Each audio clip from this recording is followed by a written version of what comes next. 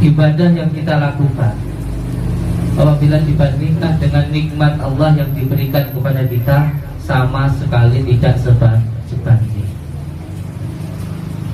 Ibadah kita yang kita lakukan ini dibandingkan dengan nikmat Allah satu saja, nafas yang diberikan Allah kepada kita, satu nafas itu saja, apabila dibandingkan dengan ibadah kita, sama sekali tidak sebanding. Apalagi kita mau membanggakan ibadah kita, sangat-sangat jauh sekali dengan rahmat Allah, dengan nikmat Allah yang diberikan kepada kita. Maka oleh sebab itu saya sering mengajak, terkhusus untuk diri saya sendiri dan umumnya untuk panjenengan semua, mari sama-sama kita istiqomahkan sholawat kepada baginda Sayyidina Habibina wa Nabiyana Muhammad sallallahu alaihi wasallam. Karena nanti apabila kita sudah meninggal, terus kita ditanyai tentang amal kita, ditanyai tentang perbuatan kita, itu nanti hanya baginda Rasulullah lah yang mampu untuk menolong kita. Nanti di alam kubur yang mampu menolong kita itu hanya baginda Rasulullah. Kalau kita mau mengharapkan dari amal kita, itu sama sekali tidak sebanding dengan rahmat Allah yang diberikan kepada kita. Apalagi kita masih suka melakukan maksiat. Jadi awal mula kenapa saya sangat suka sekali mengamalkan sholawat, itu diawali ketika saya sedang mengistiqomahkan, sedang meriadhahi sholawat yang diberikan oleh abah saya itu. Ketika dulu saya masih di dalam pondok pesantren. Jadi ketika diberikan ijazah sholawat ini, itu saya diberikan ijazah dan juga diberikan kewajiban untuk meminta ijazah ini. Jadi satu amalan sholawat, tetapi diwajibkan oleh abah saya untuk meminta ijazah ke 41 kiai. Pada awalnya waktu masih muda, masih gila-gilanya terhadap ilmu, itu saya suka sekali nyantri kalong kesana kesini ke pondok pesantren, ke beberapa kiai. Pokoknya di mana ada yang dianggap kiai lingui, saya datang. Saya meminta ijazah, terutama ijazah-ijazah yang bersifat kecandukan, kekebalan, kanuragan dan lain sebagainya. Dari Lampung sampai ke Banten, sampai ke Jawa Tengah, dan sampai akhirnya ke Jawa Timur. Dan alhamdulillah di Jawa Timur ini saya mendapatkan sesuatu hal yang benar-benar bisa menenangkan batin saya, yaitu sholawat murizat. Di beberapa pondok, di beberapa kiai dan di beberapa bina sepuh, ketika saya meminta amalan batiniah, itu ada beberapa yang memberikan saya ilmu kecandukan, ilmu kanuragan, raga sukma dan lain sebagainya. Tetapi entah kenapa di dalam batin saya itu belum menemukan ketenangan, masih berasa gersang, belum tenang. Nah, ketika disampai di pondok pesantren Al Jannatul Darul Mawa di pondok Cendromowo, ketika sampai di sana saya ditanya, "Le, sampai pengen minta ilmu apa?" Saya jawab macam-macam. Ilmu ini, ilmu itu, pengen ini, pengen itu. Terus beliau menjawab, apa itu menjawab?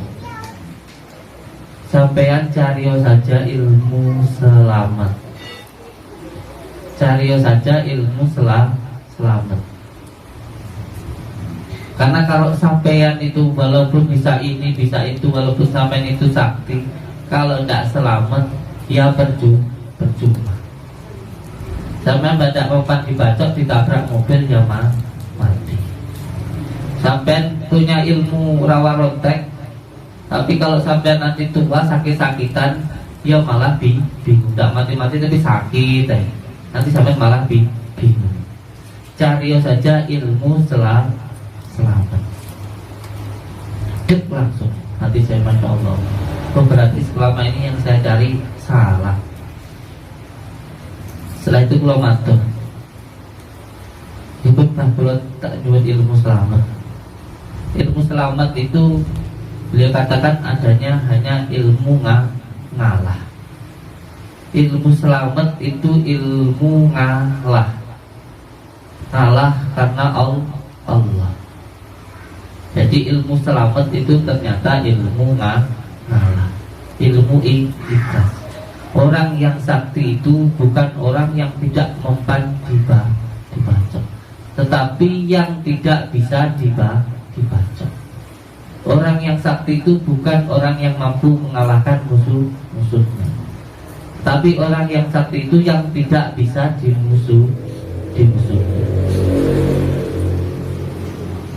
Alhamdulillah saya diberikan ijazah sholawat munajat ini. Dan ketika saya mengamalkan sholawat munajat ini, tidak langsung bisa ini bisa itu, tidak. Karena beliau tidak pernah memberitahukan saya nanti kapan kalau mengajarkan ilmu ini bisa ini itu, tidak. Dia monggo diamalkan saja dengan ikhlas karena Allah, dengan niat untuk ibadah. Alhamdulillah setelah mengamalkan sholawat ini saya berhenti, sudah saya menikah. Saya sudah tidak mencari ilmu ini itu lagi. Saya niatkan untuk menikah. Dan beliau Abah itu ketika saya pertama kali ke sana itu mengatakan, jenengan itu sudah di sini selama 7 tahun. Perasaan saya itu baru beberapa jam, baru 7 menit. Beliau matur, kalau saya itu sudah belajar ke beliau itu selama 7 tahun. Dan ini saya sampaikan kepada alumni, karena saya bingung pada alumni yang bernama Kak Sis, sama-sama dari Lampung, dan beliau sudah di sana selama 5 tahun. Beliau matur, kalau saya itu di sana sudah berada 7 tahun. Saya matur kalian alumni pondok ini.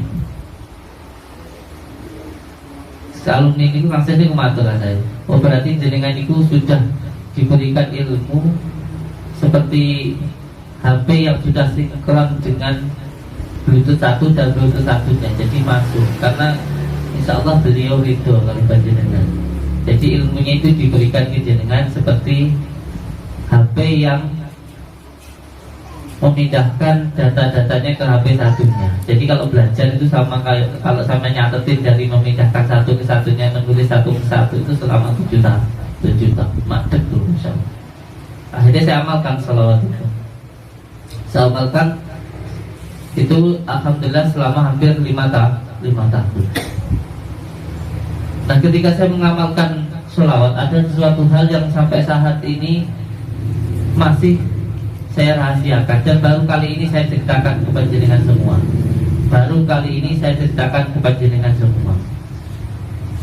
Jadi ketika saya malam mengamalkan sholawat murizat ini, Masya Allah, tiba-tiba ketika mengamalkan ini di malam yang hening dan di saat hati ini sangat tenang, mulut ini ketika membaca sholawat ingin sekali azan, ingin sekali dalam batin itu azan. Maka saat itu saya langsung azan. Ketika azan itu Masya Allah, Ketika saya rasakan, ketika saya azan, itu seperti saya itu mengazani diri saya sendiri. Saya itu seperti mengazani diri saya sendiri.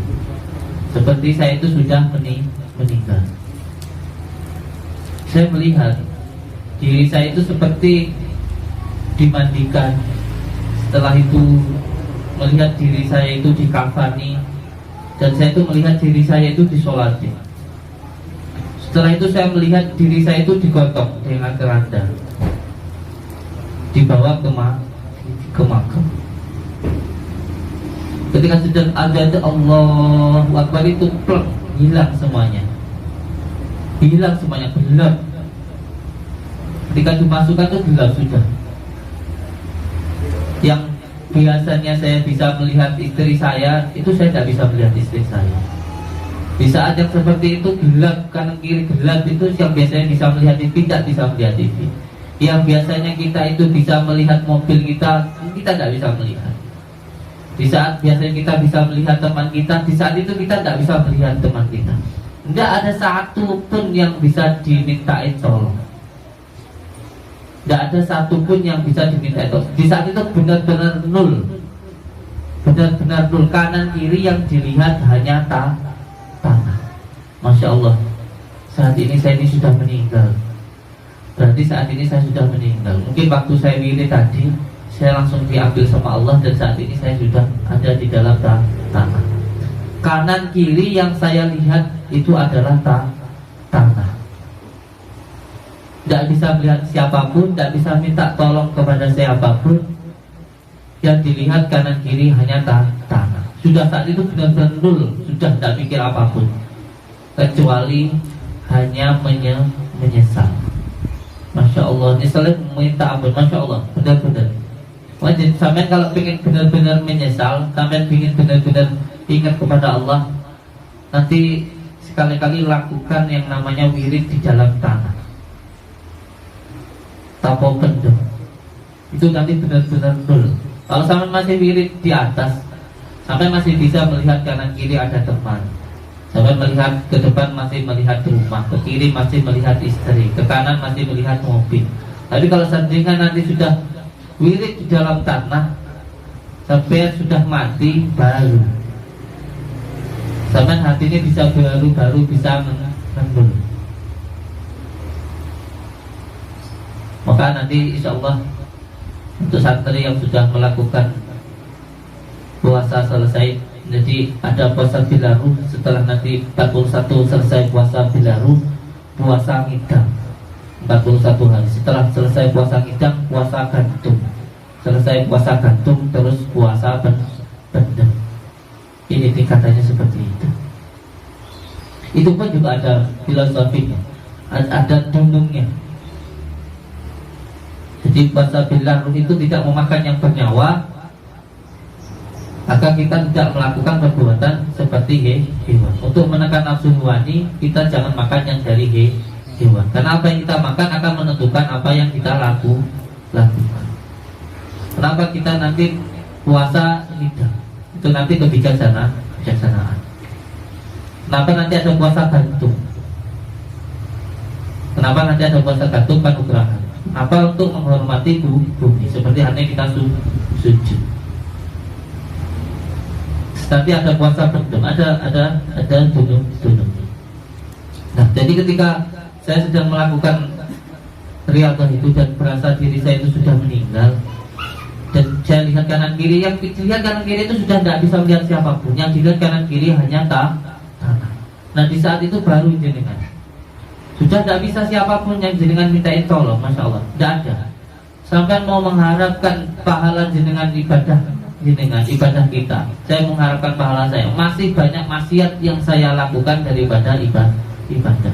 Apalagi ibadah saya dibandingkan dengan rahmat Allah yang diberikan kepada saya, sama sekali tidak sebanding. Wes mesti nyesel mentok, iki biko aku disiksa wes. Baru di dalam itu saja sudah nyeselnya minta ampun. Masya Allah. Dan di saat itulah ada yang datang kepada saya, Masya Allah, seperti cahaya itu, dan mengatakan, saat ini yang bisa jenengan mintain tolong itu hanya baginda Rasulullah. Jenengan nggak akan selamat kalau jenengan itu tidak kenal, tidak cinta dan tidak sambung dengan baginda Rasulullah. Saat ini yang bisa menolong jenengan hanya baginda Rasulullah. Dan ketika itu langsung, masya Allah, mulut ini bergetar dan menyebut kata baginda Sayyidina Habibina wa Nabiyana Muhammad Sallallahu Alaihi Wasallam. Di saat itu mau ngandelin ilmu apa aja tidak ada gunanya. Apapun yang kita lakukan sudah. Kita mengharapkan pahala tidak sebanding dengan rahmat Allah yang diberikan kepada kita. Kita mau manggil siapapun sudah ada. Yang bisa dipanggil hanya baginda Rasulullah. Dan ketika itu, masya Allah, ketika ada cahaya itu dan mengatakan bahwa yang bisa menolong panjenengan hanya baginda Rasulullah. Dan masya Allah, ketika itu bergetar manggil baginda Rasulullah. Dan masya Allah, ketika memanggil itu, di hati itu sangat tenang. Dan kembali sedikit itu kanan kiri mulai terlihat lagi rumah saya, kembali kelihatan istri saya, kembali kelihatan itu istri saya sedang tidur. Masya Allah, ternyata saya belum mati. Ketika sadar sudah, bisanya hanya menangis gluwis, tidak bisa mikir apa-apa. Ketika sadar tidak bisa berpikir apa-apa kecuali masya Allah. Mulai saat itu saya niatkan untuk meminta kepada Allah agar saya bisa istiqomah mengamalkan sholawat. Mulai saat itu saya berniat kepada Allah, semoga saya bisa diistiqomahkan di dalam mengamalkan sholawat. Jadi masya Allah, amalan yang paling baik, amalan yang paling mustajab di akhir zaman seperti ini, tidak ada yang lebih mustajab, yang lebih hebat selain dari sholawat.